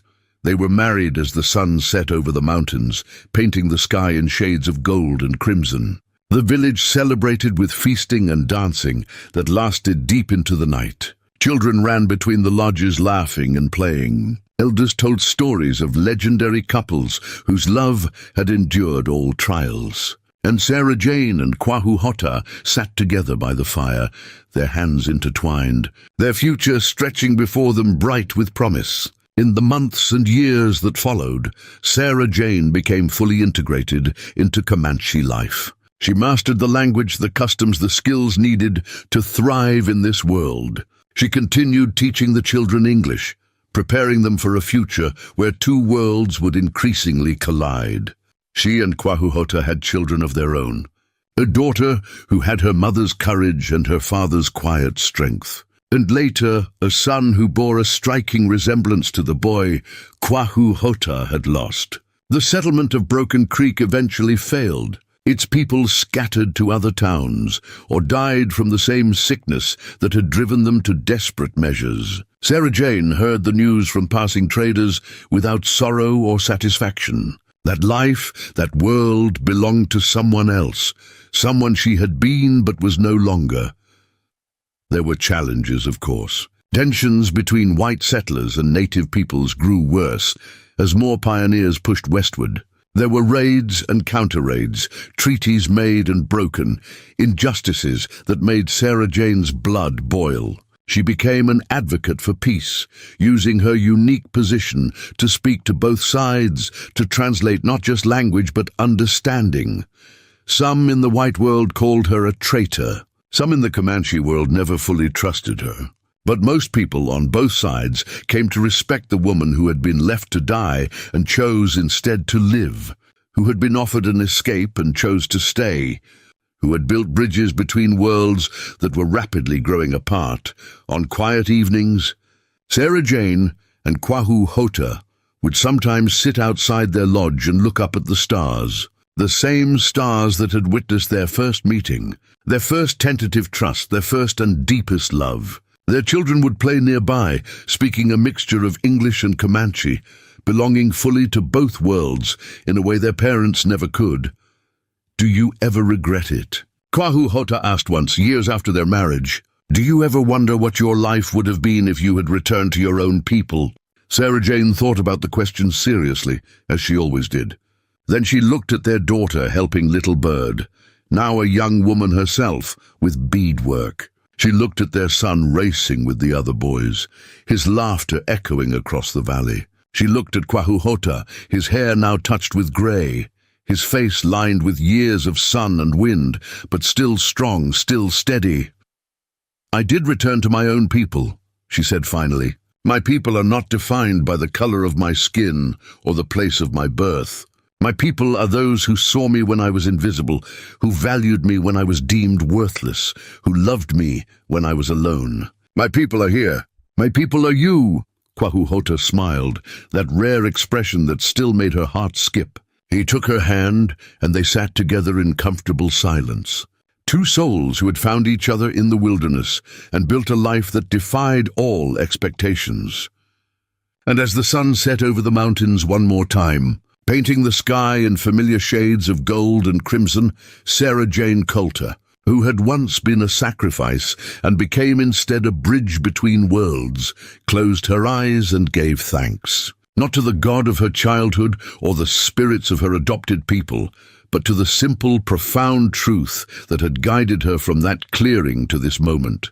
The truth that home is not a place, but a choice. That family is not blood, but love. And that the greatest courage lies not in facing death without fear, but in choosing life despite all reasons to surrender. The story of the white girl who was left as bait for bears and saved by a Comanche warrior became legend in both communities. Some versions painted her as a victim, others as a traitor, still others as a saint or a savage. But those who knew her, who lived with her and loved her, knew the truth. She was simply Sarah Jane, a woman who survived when she was meant to die, who adapted when she could have broken, who loved when she could have hardened her heart, and who built a life worth living in a world that had tried to destroy her, and in the end, that was enough. The spring of Sarah Jane's 19th year arrived with a gentleness that still surprised her. 3 years had passed since that October night, when she had been tied to a post and left to die. 3 years since Kwahu Hota had stepped from the darkness and changed everything. Now, as she stood outside the lodge they shared, watching the morning sun paint the mountain peaks in shades of gold, she marveled at how far she had come. The village had fully accepted her.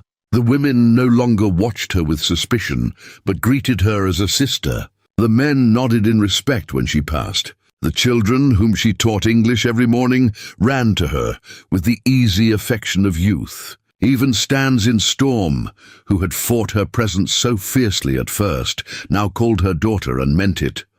Sarah Jane placed a hand on her swollen belly, feeling the child within stir and kick. 6 months along, carrying the future inside her. A child who would belong to both worlds, who would carry the blood of frontier settlers and Comanche warriors, who would be living proof that two peoples could create something beautiful together. Kwahu Hota emerged from the lodge, moving with the quiet grace that still made her heart skip. His hair was pulled back for the day's hunt, his bow slung across his shoulder. He came to stand beside her, placing his hand over hers on her belly. The baby kicked again, and his stern face softened into a smile. "Strong," he said. "Like the mother, or stubborn like the father?" Sarah Jane teased, leaning into him. They stood together in comfortable silence, watching the village come to life around them. 3 years, and yet sometimes it felt like a lifetime. Sometimes Sarah Jane had to work to remember the frightened girl she had been, the one who thought her life was ending in that dark clearing. That girl seemed like a stranger now. Chief Iron Path approached, his bow measured and purposeful. Despite his age, he carried himself with the authority of a man who had led his people through countless challenges. He greeted them both, then turned to Kwahu Hota. "Grey Eagle, I would speak with you both about a matter of importance," he said. They followed him to his lodge, where several elders had already gathered. Sarah Jane recognized the gravity in their expressions and felt a flutter of concern. Chief Iron Path gestured for them to sit, then began to speak. "White settlers have been seen at the southern edge of our territory," he said. "Not many, but enough. They are building, claiming land that was promised to us in treaty. Our scouts report that more are coming." Sarah Jane's hand instinctively went to her belly. She had known this day would come, had heard the stories from other Comanche bands about the relentless push of westward expansion. But knowing it was coming and facing it were different things. "What would you have us do?" Kwahu Hota asked. "That is why I have called you both here," Chief Iron Path said. "Sarah Jane, you know the white man's ways. You speak their language, understand how they think. Kwahu Hota, you are one of our finest warriors, and you also know their tongue.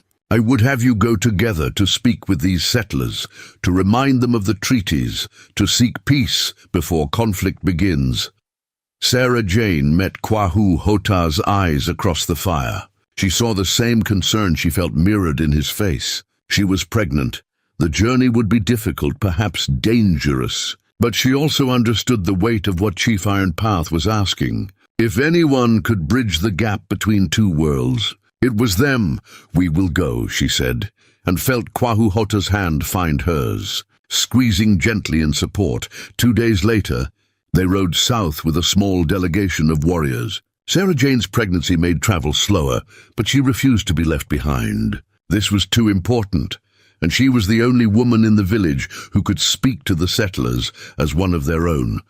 They reached the settlement on the 3rd day. It was small, perhaps a dozen families, their rough cabins scattered across a meadow that had always been Comanche hunting grounds. Sarah Jane saw the fear in the settlers' faces as they approached. Saw women pulling their children inside, men reaching for rifles. Kwahu Hota raised his hand in a gesture of peace, and Sarah Jane called out in English, "We come to talk, not to fight. Please put down your weapons." A man stepped forward, older than the others, with the weathered face of someone who had spent a lifetime on the frontier. "You are white," he said to Sarah Jane, his voice filled with confusion and suspicion. "I was," Sarah Jane replied calmly. "Now I am Comanche, and I am here to tell you that this land was promised to my people by your government. You are breaking treaty by building here." The man's face hardened. "We have papers. Legal claims. This land is open for settlement." Sarah Jane dismounted carefully, one hand supporting her belly. She walked closer, close enough to see the desperation in the man's eyes. These were not wealthy land grabbers or opportunists. These were poor families looking for a fresh start, probably told by some government official that this land was theirs for the taking. "I understand," she said softly. "I understand needing a place to belong, needing land to call your own. But this land has owners. It has always had owners, and more blood has been spilled over broken promises than over any other cause. Please, before this turns into another tragedy, let us find a solution." The negotiations lasted hours. Sarah Jane translated, explained, pleaded. Kwahu Hota spoke of his people's history with this land, of the sacred places that would be destroyed by settlement. The warriors who had come with them stood silent and watchful, a reminder of the consequences of failed diplomacy. In the end, they reached an agreement. The settlers would relocate to land that was truly open for claims, land that had been properly surveyed and approved. In return, the Comanche would help them transport their belongings and would provide supplies to see them through until their new settlement was established. It was not perfect, but it was peace. As they rode back to the village, Sarah Jane felt the weight of exhaustion settling into her bones. The baby kicked insistently, as if protesting the long journey. Kwahu Hota rode close beside her, his concern evident in every glance. "You should not have come," he said gently. "It was too much. It was necessary," Sarah Jane replied. "And I am fine." "We are fine." But that night as they made camp, the pains began. Too early, far too early. Sarah Jane gasped as the first contraction seized her, and Kwahu Hota was at her side instantly, fear stark in his eyes. "The baby," she managed. "Something is wrong." The warriors built a shelter and made her as comfortable as possible, but they were still a day's ride from the village, from the women who would know how to help. Kwahu Hota held her hand as the pains came and went, speaking softly in Comanche, words of comfort and strength. Through the long night, Sarah Jane fought. She had survived a bear, survived being cast out, survived the harsh winter of the mountains. She would survive this too. She had to. For the child, for Kwahu Hota, for the life they had built together. Dawn was breaking when their daughter finally arrived, small and early, but alive. Her cry piercing the morning air like a declaration of victory. Sarah Jane held her close, tears streaming down her face, while Kwahu Hota looked at them both with an expression of such profound love and relief that it took her breath away. "She is strong," he whispered, touching the baby's tiny hand with one finger.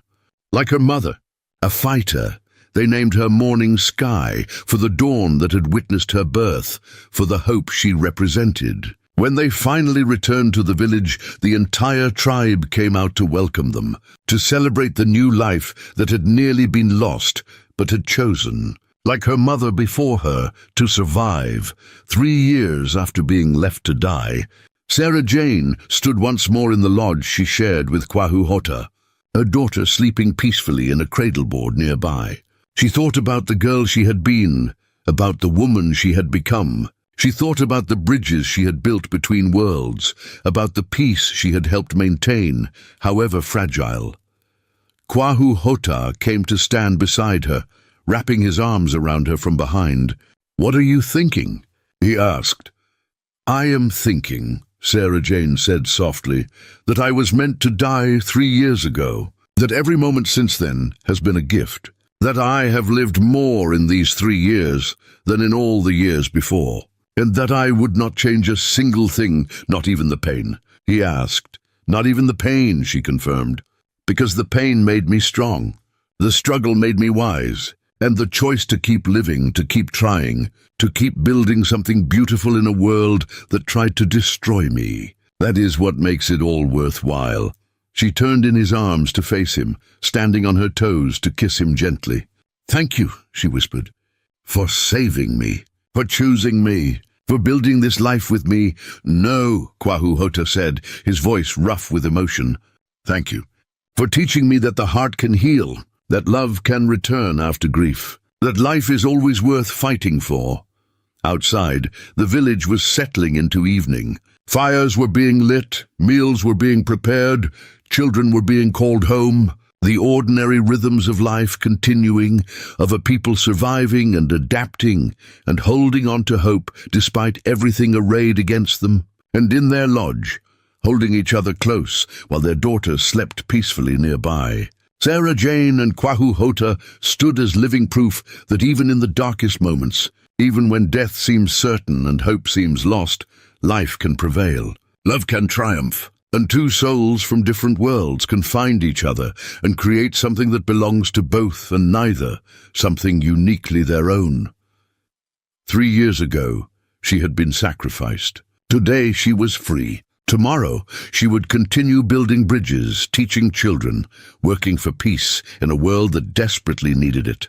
And through it all, she would carry the lesson that Night in the Clearing had taught her.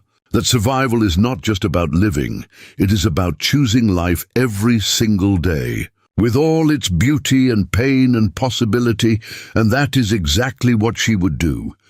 Up next, you've got 2 more standout stories right on your screen. If this one hit the mark, you won't want to pass these up. Just click and check them out, and don't forget to subscribe and turn on the notification bell so you don't miss any upload from us.